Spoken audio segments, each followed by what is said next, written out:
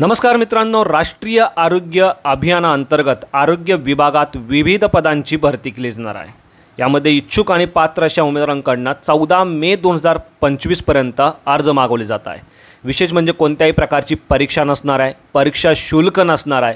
तुम्ही या ठिकाणी अर्ज करू शकणार आहे जर तुमचं वय 18 ते 38च्या दरम्यान असेल तर। मित्रांनो, यामध्ये 20,000 ते 60,000 पर्यंत पगार देखील तुम्हाला दिला जाणार आहे। बाकी कोण अप्लाय करू शकतं, कसं अप्लाय करायचं, संपूर्ण माहिती आज या व्हिडिओच्या माध्यमातून आपण समजून घेणार आहोत। यासाठी व्हिडिओला शेवटपर्यंत नक्की बघा। चॅनलवरती पहिल्यांदा आला असाल चॅनलला सबस्क्राइब करा, बेल आयकॉनला प्रेस करा, कारण असेच महत्त्वपूर्ण व्हिडिओ मी नेहमी आपल्यासाठी घेऊन येत असतो। चला तर सुरू करू आजचा हा व्हिडिओ। जसं की मित्रांनो, तुम्ही बघू शकता कोल्हापूर महानगरपालिकेमार्फत ही पदभरती केली जाणार आहे। राष्ट्रीय आरोग्य अभियानाअंतर्गत आरोग्य विभागात वैद्यकीय अधिकारी आणि स्टाफ नर्स ही पदं जी आहे ती भरली जाणार आहे। यामध्ये वैद्यकीय अधिकारी पदासाठी MBBS तर स्टाफ नर्स पदासाठी JNM किंवा BSc नर्सिंग तुमचं असणं आवश्यक असणार आहे। वैद्यकीय अधिकारी पदासाठी 60,000 रुपये तर स्टाफ नर्स पदासाठी 20,000 रुपये प्रति महिना पगार तुम्हाला दिला जाणार आहे। मित्रांनो, स्टाफ नर्स या पदासाठी 12 वॅकन्सी असणार आहे, तर वैद्यकीय अधिकारी या पदासाठी 2 वॅकन्सी भरल्या जाणार आहे। वॅकन्सीचं डिस्ट्रीब्युशन कॅटेगरीनुसार तुम्ही या ठिकाणी बघू शकणार आहात। अर्थातच यासाठी तुमचं वय 18 ते 38च्या दरम्यान असणं आवश्यक असणार आहे। यामध्ये रिझर्व्ह कॅटेगरीच्या म्हणजेच राखीव प्रवर्गातील लोकांना 43 वर्षापर्यंत अप्लाय करता येणार आहे। मित्रांनो, 29 जून 2025 या कालावधीकरता ही पदभरती केली जाणार आहे। मात्र तुमचा परफॉर्मन्स म्हणजे तुमचं काम समाधानकारक असेल तर हा पिरियड एक्सटेंड देखील केला जाणार आहे। काही महत्त्वाच्या सूचना उमेदवारांसाठी या ठिकाणी देण्यात आलेल्या आहे। ॲप्लिकेशन करण्याच्या अगोदर संपूर्ण सूचना व्यवस्थित वाचून घ्यायच्या आहे आणि त्यानंतरच तुम्हाला या ठिकाणी ॲप्लिकेशन करायचं आहे। यामध्ये मित्रांनो, संपूर्ण शैक्षणिक पात्रता वयोमर्यादा तुमची तपासून पाहायची आहे आणि त्यानंतरच अर्ज करायचा आहे। सिलेक्शन झाल्यानंतर म्हणजे निवड झाल्यानंतर 500 रुपयाच्या स्टॅम्प पेपरवरती करारनामा तुम्हाला लिहून द्यावा लागणार आहे।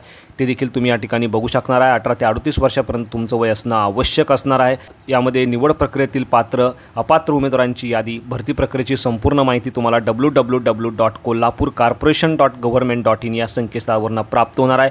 या संकेतस्थळाची लिंक मी आपल्या व्हिडिओच्या डिस्क्रिप्शनमध्ये देखील दिलेले आहे। मित्रांनो, यामध्ये वैद्यकीय अधिकारी या पदासाठी थेट मुलाखत तुमची घेतली जाणार आहे आणि यासाठी इच्छुक अशा उमेदवारांनी महिन्याच्या दर सोमवारी सकाळी 10 ते 12 या वेळेत कोल्हापूर महानगरपालिकेच्या मुख्य इमारत येथे विहित नमुन्यात अर्ज करून घेऊन जायचा आहे। अर्जासोबत तुम्हाला संपूर्ण कागदपत्रांच्या सेल्फ अटेस्टेड फोटोकॉपी देखील जोडायची आहे आणि त्याच दिवशी तुमची अर्ज पडताळणी आणि त्याच दिवशी दुपारच्या सत्रामध्ये तुमची मुलाखत देखील घेतली जाणार आहे। मात्र स्टाफ नर्स या पदासाठी उमेदवारांना 5 मे 2025 पासून 14 मे 2025 या कालावधीमध्ये अर्ज करता येणार आहे।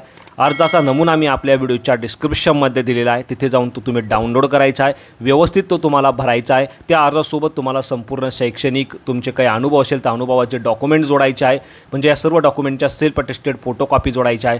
ते संपूर्ण डॉक्युमेंट तुमचा अर्ज तुम्हाला एका लिफाफ्यात बंद करायचा आहे आणि त्या लिफाफ्यावरती तुम्हाला आरोग्य अभियानाअंतर्गत स्टाफ नर्स पदाकरता अर्ज असं लिहायचं आहे आणि हा तुमचा लिफाफा तुम्हाला माननीय आयुक्त कोल्हापूर महानगरपालिका, भाऊसिंगजी रोड, कोल्हापूर, मुख्य इमारत महानगरपालिका येथे वेळेत पोच करायचा आहे। समक्ष जाऊन किंवा कोरिअरने तुम्ही तुमचा अर्ज या ठिकाणी सादर करू शकणार आहात। बाकी संपूर्ण माहिती या ठिकाणी दिलेली आहे। तुमच्याकडे शासकीय निमशासकीय अनुभव असेल तर तो या ठिकाणी ग्राह्य धरण्यात येणार आहे। कोणताही खाजगी अनुभव या ठिकाणी चालणार नाही।